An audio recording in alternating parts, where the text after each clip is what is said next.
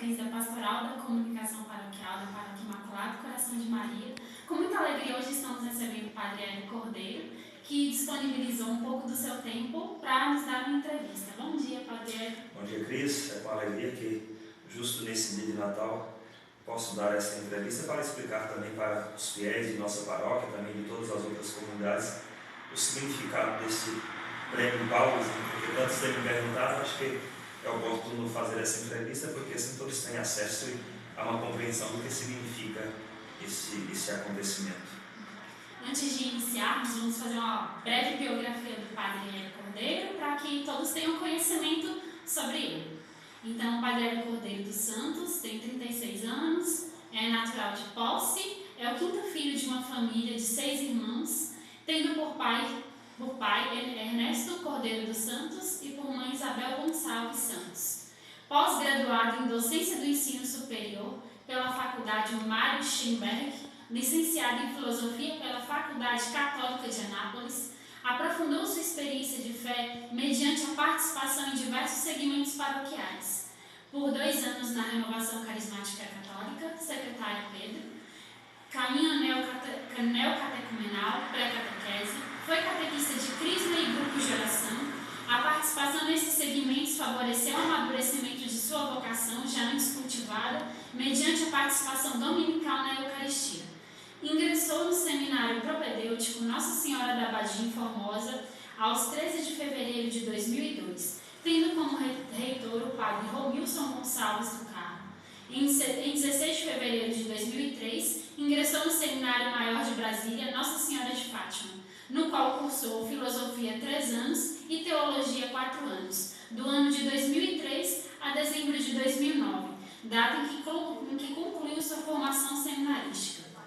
Recebeu o rito de admissão às ordens sacras no dia 14 de dezembro de 2005, na paróquia Cristo Rei em Formosa, nas mãos do padre Jarbas Gomes Dourado. Recebeu o ministério de leitor no dia 26 de janeiro de 2007, na paróquia São Sebastião em Formosa, das mãos de Dom Paulo Roberto Belotto. Foi investido no ministério de acólito no dia 26 de dezembro de 2007, na Catedral Imaculada Conceição em Formosa, pelo bispo Dom Paulo. Foi ordenado diácono da Santa Mãe Igreja no dia 6 de dezembro de 2008, na Catedral Imaculada Conceição, pela imposição das mãos de Dom Paulo. Foi ordenado sacerdote no dia 19 de dezembro de 2009, pela imposição das mãos de Dom Paulo Roberto Belotto, na Paróquia Sagrada Família, em Posse. Tomou posse como pároco aqui na Paróquia Imaculado Coração de Maria, dia 3 de janeiro de 2010, e de agosto de 2014 a julho de 2016, esteve em Roma, onde cursou um mestrado em Teologia Dogmática pela Pontifícia Universidade da Santa Cruz, retornando novamente para a Paróquia Imaculado Coração de Maria, onde permanece até o presente momento. Então, vamos dar início à entrevista? Vamos lá. Então, vamos lá, Padre. O que é o Prêmio Paulus? Então, o Prêmio Paulus foi uma idealização da editora Paulus de Portugal, cuja primeira edição foi no ano de 2014. Qual o objetivo desse Prêmio Paulus? É justamente suscitar novos autores do campo da teologia ou de áreas vinculadas à teologia, sobretudo autores de língua portuguesa. Como funciona esse Prêmio Paulus, né? Então, a cada ano, a editora Paulus ela disponibiliza as inscrições para todas as teses de mestrado e doutorado defendidas nas universidades europeias, nas universidades católicas europeias. E depois essas teses elas são submetidas pelo conselho a uma apreciação do conselho editorial da Paulus, e aquela que é considerada a mais bem elaborada ou de uma pertinência pastoral mais atual então premiada, sendo transformada em livro e sendo divulgada nos diversos países de língua portuguesa, né? Então, esse ano de 2016 é a terceira edição do Prêmio Paulus. E por felicidade, nesse terceiro ano, tive a alegria de ser contemplado com este prêmio. Confesso que não esperava.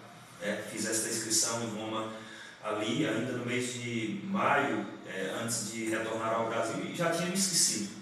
E agora no início de dezembro, voltando para casa, quando abro meu e-mail, estava lá essa boa notícia que havia sido o ganhador, né? Inclusive o primeiro ganhador deste prêmio fora da Europa sou eu, apesar que esse é apenas o terceiro ano do prêmio Pausa.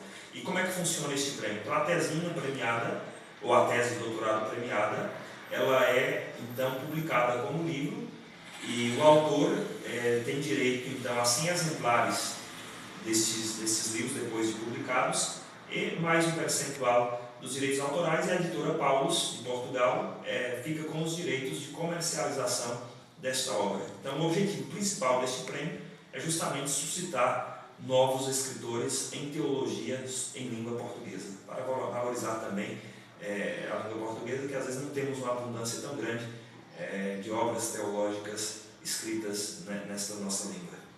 O senhor esperava ser premiado? Ficou muito feliz? Fiquei muito feliz, confesso que fiquei muito feliz e que não esperava. Imagina, porque uma tese de mestrado, de uma simplicidade imensa, concorrendo com teses outras de mestrado e doutorado de alunos de teologia, leigos, padres, oriundos de diversos países de língua portuguesa do mundo inteiro. Confesso que quando fiz inscrição não tinha expectativa nenhuma de que fosse ser o premiado, né? Mas Deus permitiu que fosse. A gente ficou muito feliz, muito alegre com isso, porque eu penso que é um ganho tanto para a Igreja do Brasil, mas também para a nossa Diocese de Formosa. Acho que tem uma importância muito grande, e foram muitas essas pessoas, os irmãos padres, leigos, tanto da Diocese quanto de diversas partes do Brasil, do mundo também, os colegas que tive em Roma, que se alegraram comigo por conta do ganho deste prêmio. Por que o senhor escolheu o tema reencarnação para o seu trabalho? Na verdade, não fui eu bem que escolhi. Confesso que quando saí daqui do Brasil para ir a Roma fazer o mestrado, eu fui com uma outra ideia na cabeça. Porém, chegando a Roma, quando chegou o momento de poder iniciar esse trabalho de pesquisa e de elaboração da tesina, estando em colóquio com aquele professor que havia escolhido para ser meu correlator, o professor Paul O'Callaghan, que é do clero da prelazia do Opus Dei, conversando com ele, tentando um pouco clarear as ideias, tentando definir um tema, ele me sugeriu se eu não estava disposto a trabalhar, ao invés de trabalhar no autor europeu, pudesse trabalhar no autor brasileiro. E ele próprio sugeriu o nome, Dom Boaventura Kloppenburg. Por que tal você trabalhar este tema da exposição crítica, do tema da reencarnação, em cima deste autor, Dom Boaventura Kloppenburg?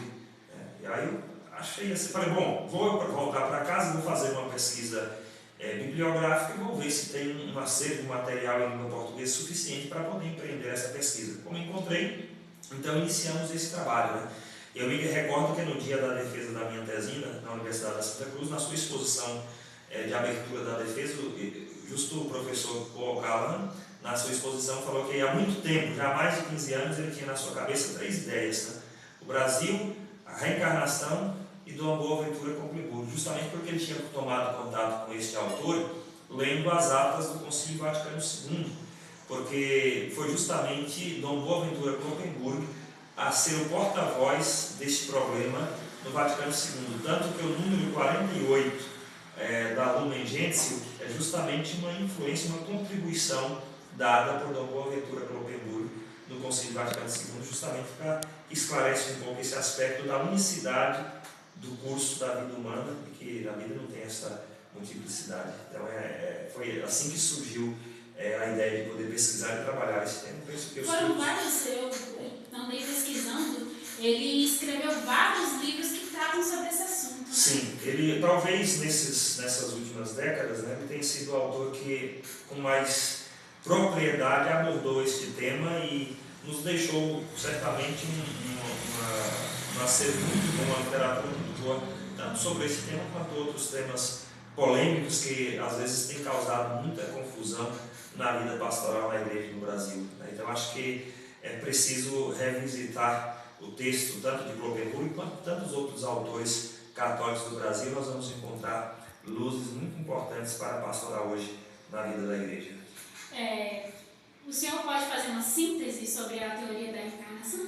Então veja bem, o que posso dizer é que esta é uma ideia já bastante difundida aqui no Brasil, que sua difusão ela se expandiu ainda mais, sobretudo em fins do século XIX em diante, sobretudo a partir depois de 1950, em que foi realizada no Brasil uma potente campanha de difusão literária pelos meios radiofônicos, televisivos, da difusão desta ideia. E no Brasil, esta ideia reencarnacionista, ela não é uma ideia exclusiva daqueles que aderiram a um ou outro grupo espírita. Ela é uma ideia difusa, inclusive nutrida e alimentada por muitas pessoas que se declaram católicas, que se declaram às vezes protestantes. Não é uma ideia restrita ao âmbito do mundo espírita. Ela ganhou essa capacidade de difusão, talvez por seu aspecto confortador diante do fato da morte, essa ideia de que há sempre uma outra chance, teremos sempre uma outra oportunidade, e depois o fato de trazer para muitas famílias, sobretudo quando há a perca trágica de um familiar, a ideia de que pode comunicar-se com este ente querido, de que ele poderá ter se reencarnado ou vir a se reencarnar numa outra pessoa. Então ela é, para o mundo de hoje, um mundo que perdeu a perspectiva de eternidade, ela é uma ideia muito atraente. Porém, não responde às inquietações mais profundas do ser humano. Por que o católico não pode ser espírita? Justamente porque é uma fé completamente oposta à fé cristã, é fundada numa antropologia completamente diversa e distinta da antropologia cristã. Nós cremos muito na ideia do ser humano como pessoa, composto de corpo e alma. E tanto o corpo quanto a alma humana têm uma dignidade. Nós temos a alma com a sua imortalidade e o nosso corpo que tem uma dignidade, primeiro porque é templo do Espírito Santo e também porque está destinado à ressurreição. Enquanto que na antropologia de base da teoria reencarnacionista, há um completo desprezo do corpo. O corpo é visto como algo completamente mal, completamente negativo, algo a ser superado. Enquanto que para nós que cremos em Cristo, que ressuscitou, que venceu o pecado, que venceu a morte, o corpo não é uma realidade a ser desprezada, mas é uma realidade a ser transformada, não é uma realidade a ser superada. Então, a antropologia cristã funda-se na ideia de pessoa, uma realidade que não é presente na antropologia de fundo da teoria reencarnacionista. Então aí já basta para a gente entender que não dá para ser católico e ao mesmo tempo alimentar a fé na reencarnação. Nós cremos na ressurreição, que é isto o grande prêmio, o grande dom que Cristo nos trouxe. Ademais, um outro aspecto que não podemos também crer na reencarnação é que a reencarnação é uma teoria completamente naturalista. É uma resposta naturalista para o problema da morte. E nós não somos naturalistas. Então a fé cristã, crer na ressurreição exige fé.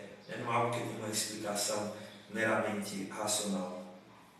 Esse sincretismo religioso entre as doutrinas que professam a reencarnação é uma realidade na vida de muitas pessoas? Com certeza, na vida pastoral nós encontramos muita gente que vem à missa, mas ao invés de crer na ressurreição, crê na reencarnação. É um híbrido esquisito que não deveria existir, mas existe. Ou então em outras religiões também, já que o Brasil já é bem vasto em religiões. Sim, no Brasil há acho que dois fatos, as duas realidades caracterizam um pouco o contexto religioso no Brasil hoje. Uma, que é esse aspecto do sincretismo. Ou seja, eu vou pegando partes de crença de uma de outra religião, coloco isso tudo num pacote, e aí eu acredito sempre naquilo que é conveniente nessa ou naquela religião, mas ao mesmo tempo não pertenço de alma e coração a nenhuma delas. Depois, um outro aspecto que nós vemos muito também, muito presente no Brasil, no contexto atual, no contexto religioso atual do Brasil, é o chamado trânsito religioso. Eu permaneço em determinada denominação religiosa até que isto me seja agradável e corresponda às minhas necessidades imediatas. Uma vez que ela já não responde mais, eu procuro aquela que tem uma proposta melhor. Então, essas são realidades que nós encontramos na vida pastoral que facilita, então, esta confusão de crenças, essa confusão de ideias. As pessoas já não sabem muito bem hoje no que creem, no que buscam, para onde querem ir, de onde veio, para onde vai. Desde que atendam às suas necessidades. Necessidades imediatas. O homem, de certa forma, do nosso tempo, mesmo aquele homem movido por uma religiosidade natural, perdeu o horizonte de eternidade. Mesmo muita gente que está na igreja, perdeu o horizonte de eternidade. E é isso que nós precisamos recuperar com o nosso empenho de evangelização na igreja dos dias de hoje. Quais as consequências de se crer na reencarnação? São muitas, né? Primeiro, eu penso que talvez o mais grave seja o esvaziamento da responsabilidade moral do homem. Por quê? Se eu adentro a fundo nessa teoria reencarnacionista, eu alimento sempre a ideia de que eu tenho sempre uma segunda chance. Bom, nesta vida não fiz as coisas como deveria fazer, agi mal, não fiz o bem que deveria fazer, mas eu tenho outra chance. Depois, se na outra vida não tiver essa capacidade, tem outra chance. Então isso pode provocar uma espécie de relaxamento moral e de esvaziamento do empenho moral do homem. Ela produz justamente um efeito contrário daquilo que se propõe, porque aqueles que propõem a teoria reencarnacionista propõem ela como um caminho de elevação moral do homem. Eu penso que não, pelo contrário, antes ela cria todo o mecanismo necessário para que o homem não tenha empenho moral nenhum diante da vida. Ela tira esse senso, a gravidade do senso da vida. Porque se eu não for bem agora, tem outra chance, vou reencarnar depois, tem outra oportunidade de poder fazer as coisas diferentes. É uma das consequências. Depois, eu penso que uma consequência também da teoria reencarnacionista é que ela é uma teoria sem esperança. Porque eu não espero nada, tudo já está na matemática da existência, está explicada. Né? Eu sei que vou reencarnar até atingir um grau elevado de desmaterialização, de superação da matéria, e depois vou entrar como uma espécie de fusão com a grande alma do universo. No fundo é uma espécie de panteísmo que não tem espaço para a esperança, porque a esperança a gente tem confiança numa promessa que a gente ainda não conhece totalmente, mas vive nessa expectativa. Quem vive segundo a teoria reencarnacionista não tem esperança nenhuma. A matemática da história da vida já está completamente explicada. Depois, uma outra consequência da reencarnação é que ela nos tira completamente, né, a ideia de que o ser humano é um ser aberto à comunhão. É uma proposta de expiação e de salvação, entre aspas, completamente individualista. Por isso agrada tanto o homem contemporâneo. Porque na teoria, a teoria reencarnacionista ela não contempla o aspecto da comunhão dos seres humanos entre si e nem o aspecto da comunhão entre o homem e Deus. Porque não há essa possibilidade de encontro entre pessoas. Então, acho que essas são talvez as consequências mais danosas, mais graves da teoria reencarnacionista. Né? Então, penso que são essas. Apesar que tem umas outras aí que a gente pode depois ressaltar em outro momento. Já tem data para o lançamento do livro no Brasil? Segundo o que me falou o padre José da editora Paulus, lá da Paulus em Portugal, o lançamento do livro será agora em janeiro, em Portugal. Agora... O senhor irá até lá? Estamos conversando, ainda não está muito certo se irei ou se simplesmente trataremos de organizar alguma solenidade ou algum evento marcando o lançamento do livro aqui no Brasil. Porque nós estamos com um problema logístico aí, aqui como os livros vão ser editados lá, estamos com uma dificuldade no sentido de como fazer que esses livros cheguem aqui ao Brasil. O certo é que nós vamos tentar encontrar caminhos para fazer que estes livros estejam também disponíveis aqui para o público leitor aqui do Brasil, que eu acho que será de grande valia e de grande importância. Né? Mas estamos conversando, estamos tratando, assim que tivermos uma realidade concreta de quando que as pessoas poderão ter acesso ao livro nas livrarias Paulus aqui no Brasil, a gente vai estar divulgando aí pelas mídias sociais da paróquia e outros meios também de comunicação que fazem a notícia chegar de modo muito rápido nos dias de hoje. Eu peço a vocês que apreciem também, se tiverem alguma crítica a tecer, que possa enriquecer esse trabalho. Qualquer crítica também é bem-vinda. Né? A crítica, quando ela é feita de uma forma respeitosa, ela sempre ajuda a crescer e a aprofundar o conhecimento que nós temos. Padre Hélio, muito obrigada. Espero que tenham gostado da nossa entrevista. Eu que agradeço por esta oportunidade de poder explicar, né, ao povo e partilhar com todo o povo da Paróquia Imaculado Coração de Maria, todo o povo de Planaltina, todo o povo da Diocese de Formosa, também os amigos de tantos outros lugares, né?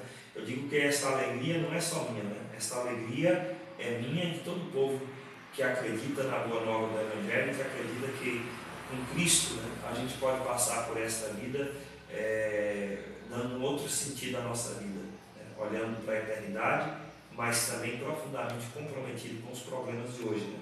Porque o cristão é alguém que tem os olhos voltados para o céu, mas deve ter uma vida também absolutamente comprometida com as lutas e dificuldades do mundo de hoje e do tempo presente. E essa alegria então é minha e de todos aqueles que acreditam que o Evangelho de fato pode transformar e dar um sentido novo à nossa vida, à nossa história. Então agradeço por esta ocasião. Nós que agradecemos, obrigada por disponibilizar um pouco do seu tempo para nos dar essa entrevista e esclarecer esses pontos. Então, gente, católico não acredita em reencarnação, em ressurreição, esperança na vida eterna. Isso é aquilo que Paulo diz, né? Se Cristo não ressuscitou, vã é a nossa esperança. Não podemos esquecer disso, né? É vã. Porque a esperança do homem não é morrer, voltar a viver e morrer de novo. A esperança do homem é morrer e um dia vencer a morte, não é entrar num ciclo indefinido de morte e de vida. Isso não é esperança, isso não é esperança cristã. Então que Deus nos ajude a crescer cada vez mais na esperança cristã da ressurreição. Então, obrigada a todos, espero que tenham gostado. Padre Hélio, mais uma vez, muito obrigada. Quer deixar alguma mensagem para os nossos internautas? Então, aproveito a todo o nosso público, as pessoas que já nos acompanham com nossas homilias no site da Paróquia Imaculada Coração de Maria, que dizer a vocês, né, não tenham timidez, não sejam católicos tímidos, né? Tenham interesse de poder conhecer sua fé, conhecer a sua igreja. Né? Tem muita gente que abandona a igreja sem mesmo antes ter conhecido a riqueza da fé que essa igreja de Cristo tem para nos oferecer. Né? Então, é um tesouro muito grande. Né? Sejamos católicos porque interessados em também estudar, aprofundar, ler bons livros, né? Que nos ajude a formar a nossa fé, para que a nossa fé seja um pouco mais consistente, né? Que no meio desta deriva de ideias no qual nós encontramos, nós possamos nos orientar por uma bússola segura que vem da fé que a igreja nos comunica. Okay? Então, que neste ano de 2017 possamos, de fato, caminhar com mais empenho, com mais alegria e com mais entusiasmo nesse caminho que o Senhor nos propõe. Então, feliz 2017 a todos. Então, bom dia, paz e bem, espero que tenham gostado. Um Feliz Natal, paz e bem.